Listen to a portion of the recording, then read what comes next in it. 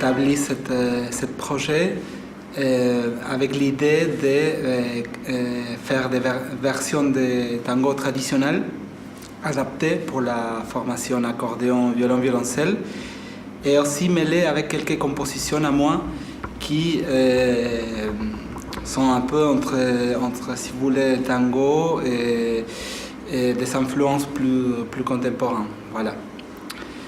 Donc, dans la construction de ce programme, j'ai pensé au départ faire des choses assez variées, comme Isa avait présenté aujourd'hui. Dans le tango, on a 3 rythmes, tango, milonga et valse.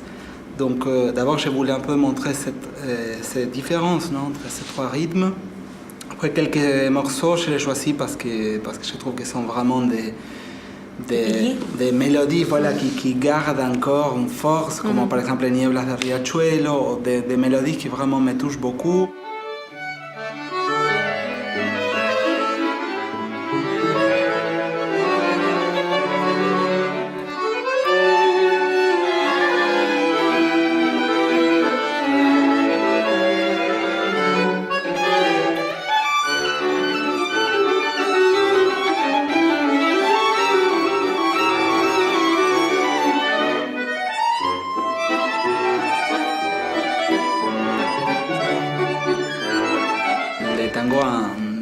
De son histoire ici en France.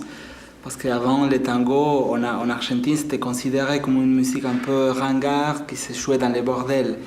Et les Argentins ont toujours la idéalisation de Paris.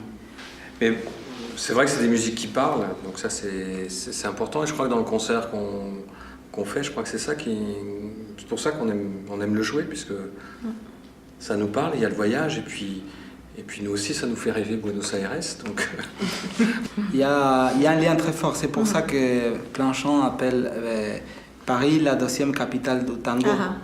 Aussi, quelqu'un a dit que pour le tango, Buenos Aires, c'est la femme et Paris, c'est la maîtresse. Il y a aussi toute cette histoire.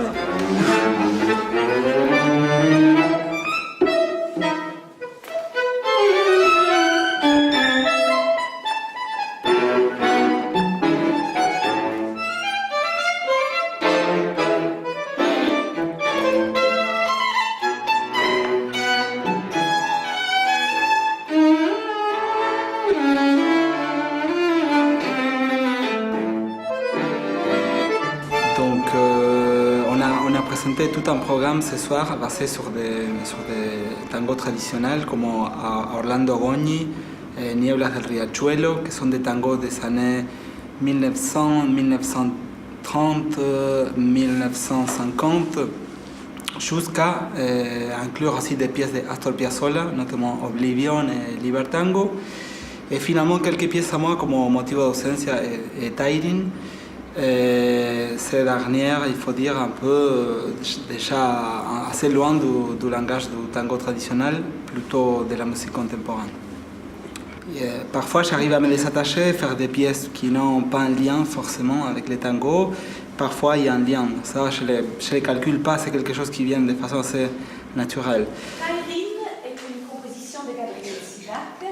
C'est la pièce la plus abstraite du concert. Il touche un sujet précis. La distance.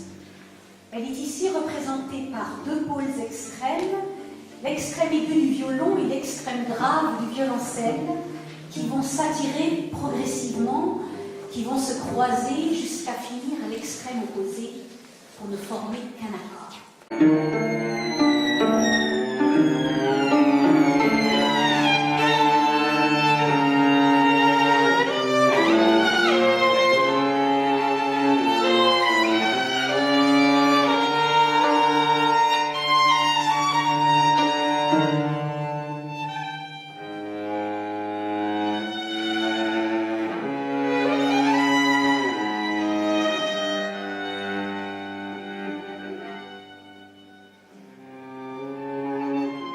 Moi, je trouve très intéressant cette formation et ça me met un peu dans un défi parce que dans la formation traditionnelle, par exemple, les cantates qu'il y avait à Astor Piazzolla, il y avait le piano, il y avait aussi la contrebasse. Ici, on n'a pas vraiment de vraies basses. Donc, il faut tout le temps essayer de chercher des solutions entre les violoncelles et la main gauche de l'accordéon. Ce qui me fait beaucoup apprendre, sur la technique de l'accordéon, etc. C'est une formation qui est très jolie, qui marche très bien, mais ce n'est pas une formation qui se met à sonner toute seule. Comme par exemple le piano et contrebasse, on met à doubler la main gauche avec la contrebasse, on est sûr que ça marche.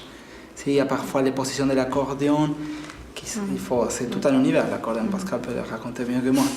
Donc voilà, heureusement j'ai eu la chance d'apprendre beaucoup avec eux dans les répétitions, en pouvant corriger certains passages. C'était une expérience très enrichissante pour moi.